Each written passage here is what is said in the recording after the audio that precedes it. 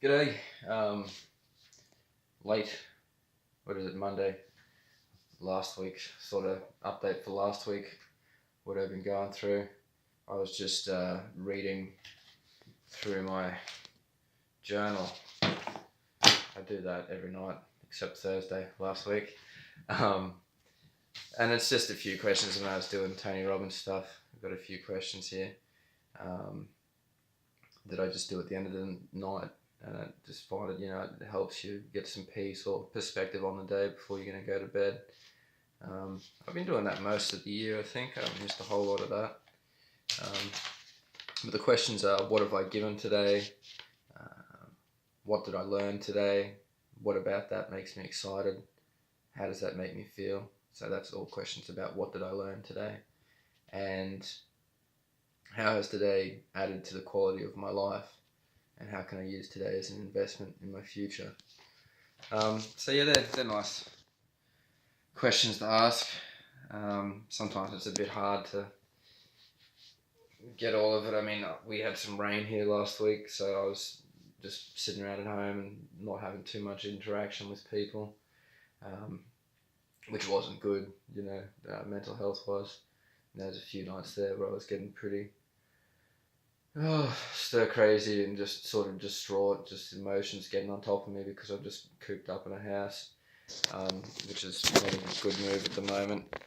But still working on in that original video, like combating those things as far as the isolation and all that sort of thing, and getting to the Muay Thai and that sort of stuff. I like when I can do that, make that extra sort of effort. And I think in general, over the time, I am noticing that I'm thinking less about, how fucked up all the situation is and everything like that, and like the overwhelming stress and all of that. There is space growing between those incidents of stressful thought and that sort of thing. So, I mean, it would have been nice for me to see this a month ago, just to be like, yeah, I mean, the things were so fucked then. They're not much better now, but it's just, I guess, how the human mind works, that you do come to terms with things in a way, and they stop being so frightening and all of that. It still sucks, but it's not as intimidating as it once was, and it's more, you have more time to process it. I had a funny dream last week where I've been listening to electronic music lately, like techno stuff. I haven't listened to it a lot in the past, every now and then, but just really been getting into it for some reason, and enjoying it, and sort of thinking like, what different sort of stuff could I do, while I'm by myself. And I was like, I could go check that out, if I'm enjoying that music. And so I had this dream where I went to like a rave in a shed, and I'm in there enjoying myself and not drinking or anything like that, because even in the dream I'm being responsible. And then my parents and my wife turned up outside and were trying to get in, and the organizer came over to me and I said, just tell them to fuck off, I'm not fucking doing anything. So even in my dreams I've got them breathing down my neck. And I think they treed me. I think I climbed up a tree to get away from them. So we were processing some things overnight too. Other things I was just thinking about, I wrote on a comment on one of Steve's videos. Well, there's a couple of things actually in that comment. One of them was about just the impact of stress that I found. Like I don't normally need to nap too much or anything like that. I mean, my sleep has been shocking. I need to really work on that to get back in a better way with that, because I've sort of just been pretty indulgent. I was getting sick of being indulgent with everything, jerking off too much and shit. Just whatever filth you could imagine, getting up late, doing that sort of stuff, eating crap, mostly eating alright, but always having a bit of chocolate when I come home and stuff like that, just being real soft on myself, which is, it's alright for a little bit, but it's not, it's like a pig living in, shit, living in mud, it's not conducive to good health, I don't think, to especially with all that rain and being stuck in the house, to just be living in a disgusting sort of ill-disciplined way. When I was over in Japan 2010, it was the second time I went back, and I had a real problem with drinking, and I ended up I got in trouble. I was knocking down a bottle of vodka a night, and then going out and seeing what people would buy me, and going through a lot of durries and stuff, and ended up it got on top of me, and a manager, like a regional manager, a Japanese guy, and this other dude had to come to my house to sort of help me out, because I'd woken up in a river. And my phone was in one place and the thing was in another place, and I'd woken up in this fucking river full of glass and sliced all my feet up because I'd lost my shoes. And big night. I'd been given some medicine by a doctor, and like a Ambien sort of thing and some other stuff, and I didn't really know what they'd given me because it was in Japanese, and I looked them up later, and the other one was like, don't mix with anything or it could result in death. Like, it was something pretty hardcore, and the Japanese guy was like, yeah, just take all of these and see how you go. That should help help you sleep. But anyway, the Japanese guy come in and my room was just a mess, of course, because I'd just been living like an animal. And he said, untidy surroundings makes an untidy mind. So that's some Oriental wisdom for you. But I think it's quite good and quite true. It's, if you're surrounded by shit, it just has an effect on you. It's just a job that's there and needs doing that you haven't done. So, and likewise, I think if just in your day-to-day life, if you're living in a, if your actions are dirty or, not the right actions, not clean, they're the easy, gratifying actions, that might be okay for a little while, but it's not conducive to having good mental health.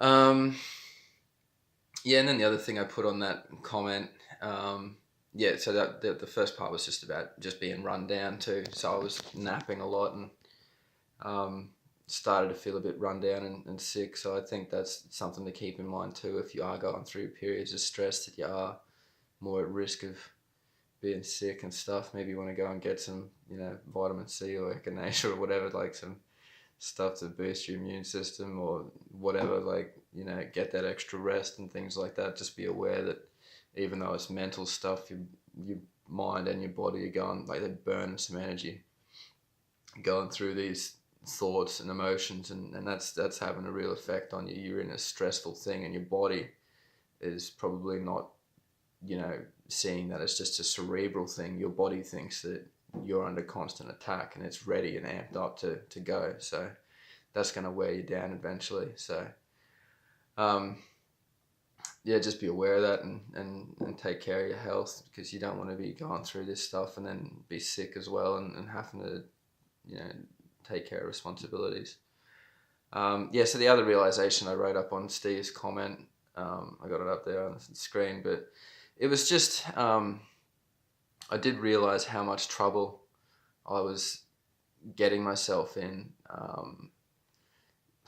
I was pretty good. I mean, I'll be honest with myself when I'm fucked up, and over time it's becoming more clear, my role. Like, I at the start I could have blamed everyone around me for what happened and for driving me to the point of feeling suicidal and things like that. But obviously there's things that I could have been doing as well, and I shouldn't have been using alcohol as a coping mechanism, and I should have recognized that it was an incredibly stressful time, and to have just quit there. It's easier said than done, but I don't know if someone is watching this and you're going through earlier stages before a disaster, or you're still drinking and you're still interacting with your partner and shit's testy, you would really do yourself a favor. And I think I saw other people saying this, and I sort of said, well, fuck that.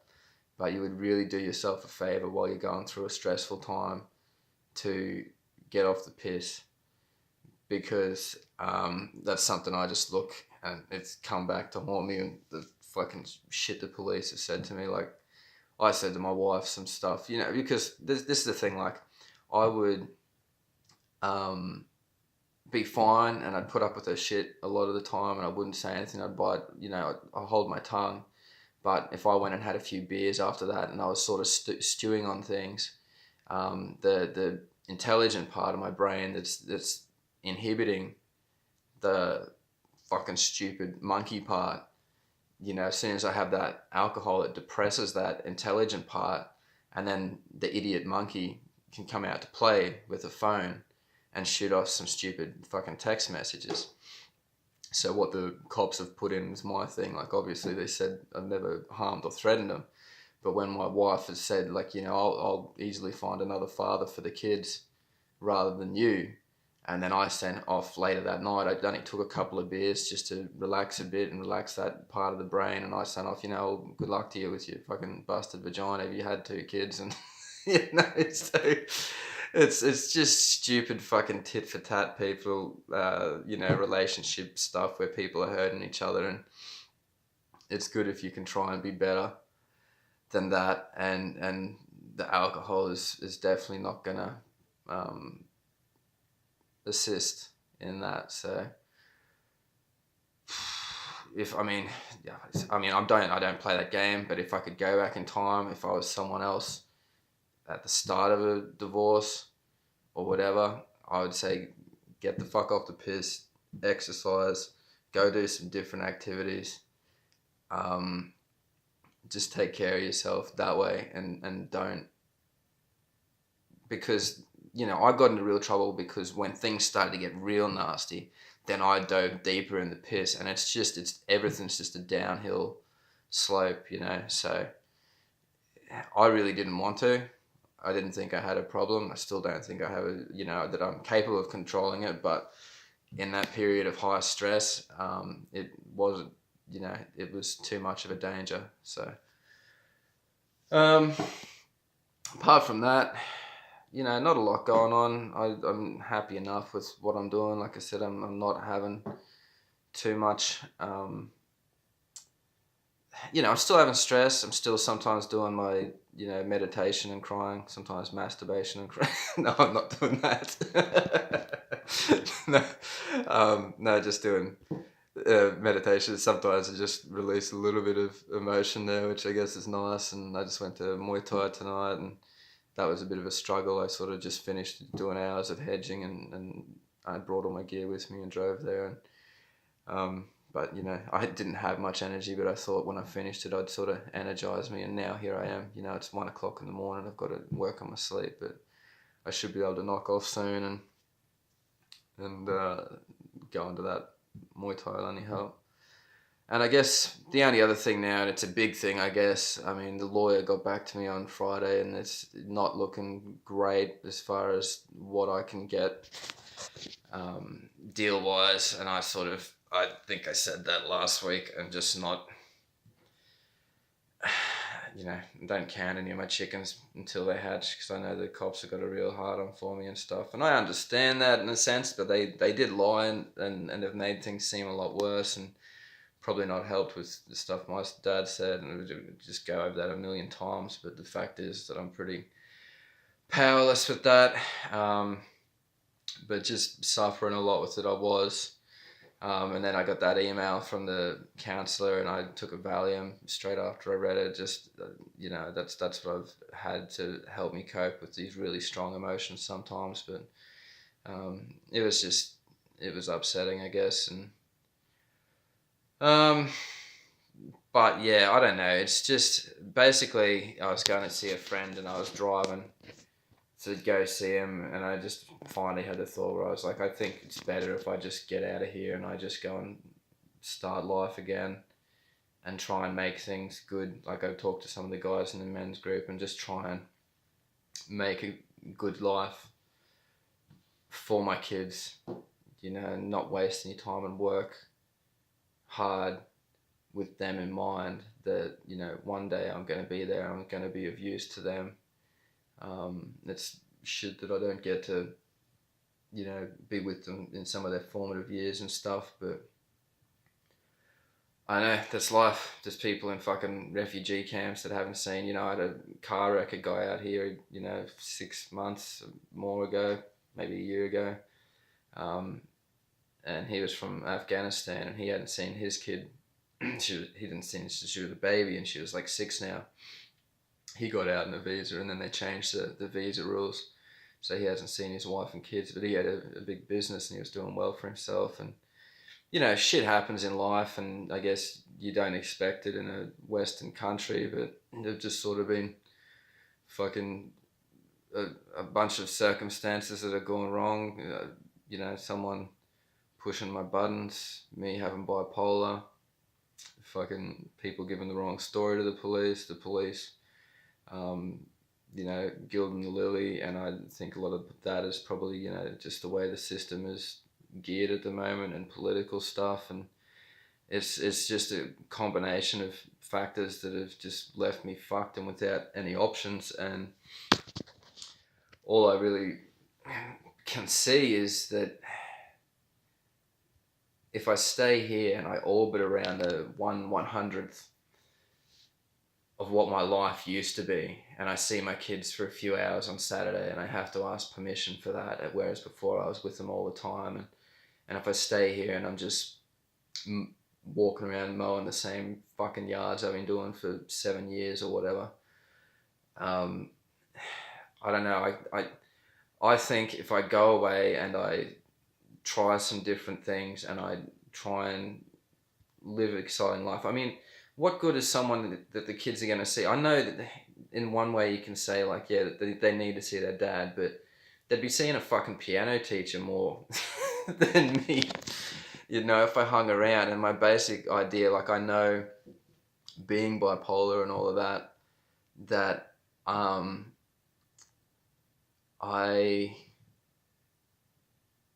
know what my limits are, and I just know that if I only get to see them for a few hours a week, and under those circumstances and all of that, like, to just see what I've missed and what I'm missing, because they change so much even in a week and all of that. Like, you're just going to miss so much, because I won't be able to approach, under this new deal, I won't be able to approach my wife or anything, and just complicates things. And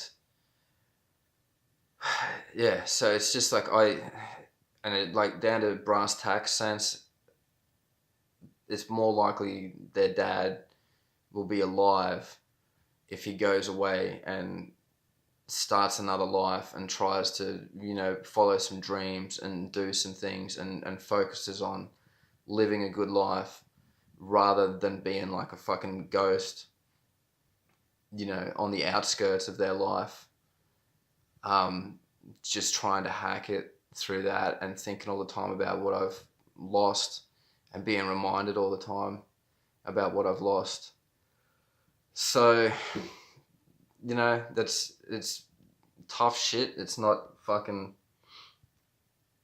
a nice decision or an easy decision to make, but, you know, my life has been full of those. So I don't know. It's everyone, you know, should have some hardship in their life. My kids are gonna have some hardship starting pretty early. But yeah, I mean, the thing about that is, having come to that realization, at least for me now, I think that brought me more peace as well, because I've got a mission to work towards now. I'm not just in limbo. I'm not living on the scraps of an old life, you know, standing in the fucking ashes of what was. I've got a vision, and that really, you know, I got that early on, like trying to save the relationship, thinking what I could do to help my wife. And I heard someone saying it about a people without a vision perish. It's a Bible quote, I guess. I think that's really true. And so I think if I need a vision. I can't just be, like I said, living in the ashes.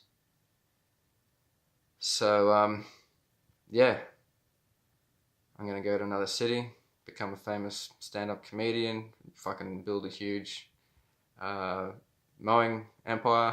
Fucking we'll see. I'll do some good things and help some people, and things will blow over, and be the best dad I can when I can, I guess. Man, that kind of fucking bummed me out, you assholes. I was feeling alright before. I talked through all that heavy shit. I feel like crap, but I fucking laugh about it too. That's all I know how to do when I feel crap. But how can I salvage that? Nah, it's alright. Yeah, it's better. But that is just talking through the reality of it is a real bummer. But I think it's the right decision. Like I said, it's not tenable to hang around. So I think that talking about the kids and what the effect on them bummed me out. But what can you do? Like I said, it's just fucking circumstance. If people cared about the truth, if it wasn't just a conveyor belt of shit, the legal process, you know, there's a lot of ifs, but at the end of the day, if I fought it, you know, I'm looking at fucking convictions and jail and that sort of thing as a revenge thing, apparently. So there's not, like I said, the kids are better off with a live dad further away than a fucking scraping, depressed dad or a dead dad, you know, scraping. See them everywhere you can. So that was fucked. Alright, man. Yeah, I'll be okay. Court Wednesday, hopefully get it done. See my psychiatrist